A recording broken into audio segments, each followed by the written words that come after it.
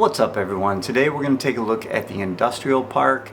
I wanted to show you what they're up to. I wanted to tell you about why I think that the village is not slowing down construction anytime soon, and why I still think they're going to buy property south of where they currently are.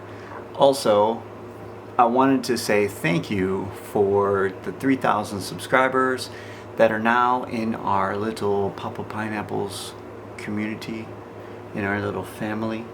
I want to say thank you for that. Looking to get 5,000 by Christmas, got a lot of work to do, and then 10,000 by the end of the school year. Help me out, tell your friends about the channel, get them watching, tell me what you want to see so I can get some more content on the channel. We're going to be showcasing some businesses soon and continuing with the drone videos. So let's take a look at the industrial park. Let's go. Alright everyone, so we've taken a look at the industrial park a couple times already, but I wanted to highlight a few things as you see, like a basic overview of what we will be looking at today. And I want to talk specifically about how this is going to grow over the next 10 years, basically the next decade.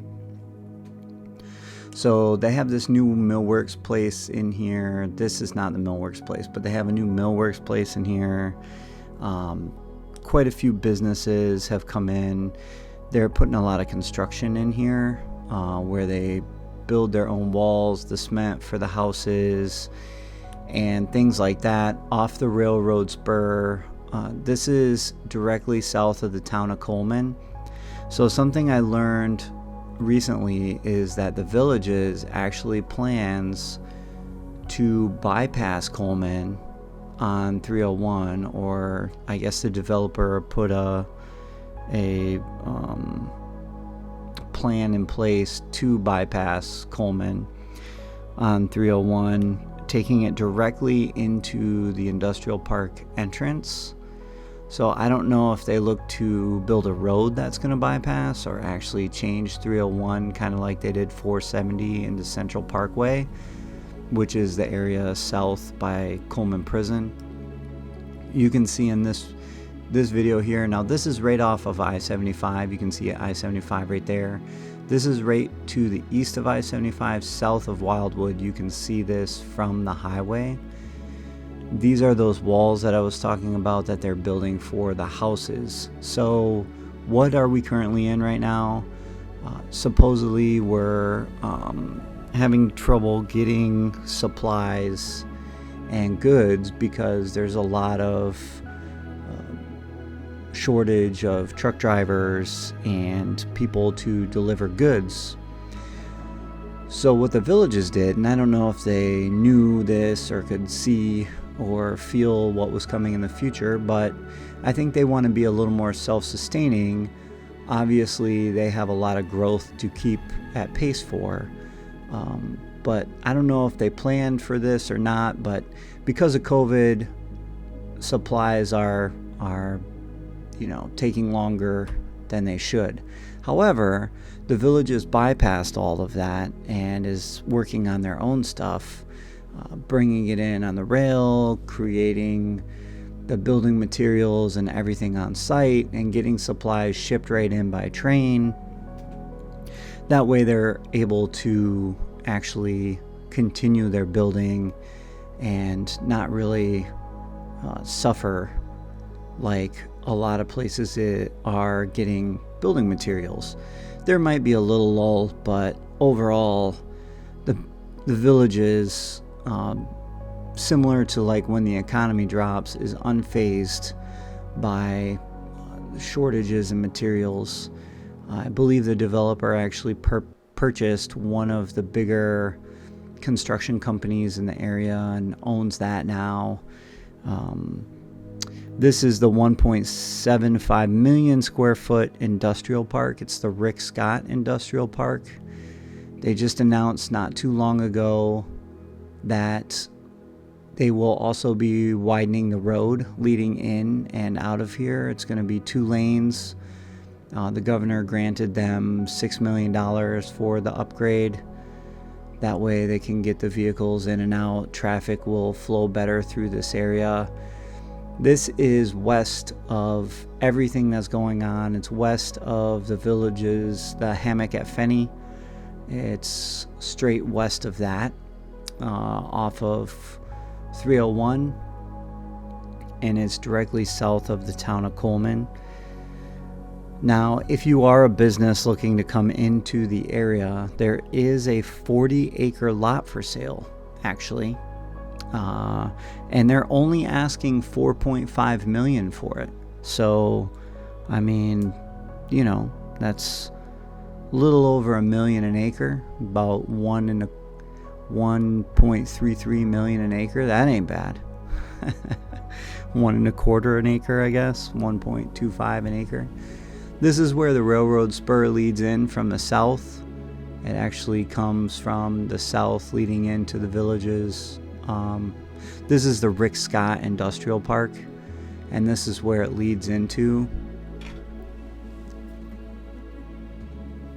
And you can see all the cement trucks coming, or this is where they come in and get the sand and gravel and head out to the job sites. And they also take the sand and gravel right over to build those walls that are going up.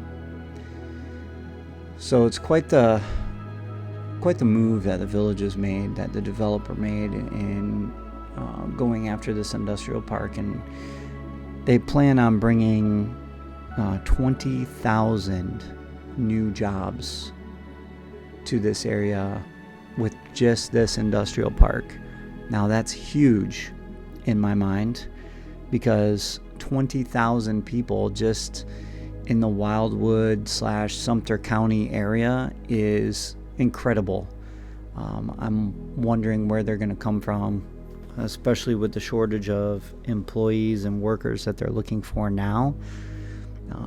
But I assume trades will be looking for and providing compensation very nicely in this area. So the economy in this area is going to boom, of course, and it doesn't stop. Like I said before, the villages is like an anomaly. When the economy's down, the villages just keep trucking along. Now, in 2020 is when they decided to start with this industrial park, and they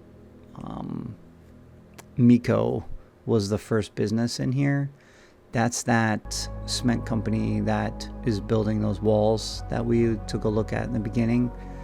This is another processing plant here. This is a Sunday, that's why there's not a lot of activity going on. We'll take a look at these railroad cars in a second, but they're all pretty empty. Nothing in them. All the supplies have been unloaded. And it's interesting because Wildwood was actually called the Crossroads of Florida at one time, just because of where it's at with the turnpike, 301, I-75 all merging into Wildwood. So I think it's pretty fitting that this area becomes a spur and just a centralized hub for everything going in to the villages. Now, I do think this is why the villages will just continue growing. I don't think it's going to stop anytime soon. I wouldn't be surprised to see the villages go as far south as Webster, and probably within a short amount of time you'll see them purchasing more land, because in 2023 they plan on continuing the dream portion done, which is all that stuff with the new charter school and the family area. And that'll be the southernmost point. They consistently say that this is going to be it, this is going to be it. But I started at Brownwood MVP Health Club in 2013, and they said that was going to be the last of the new development. And that was 8 years ago now. And they are way past that to the south. I hope you enjoyed it. I hope you got something out of this video. If you did, give us a thumbs up and a subscribe, and we will see you in the next one.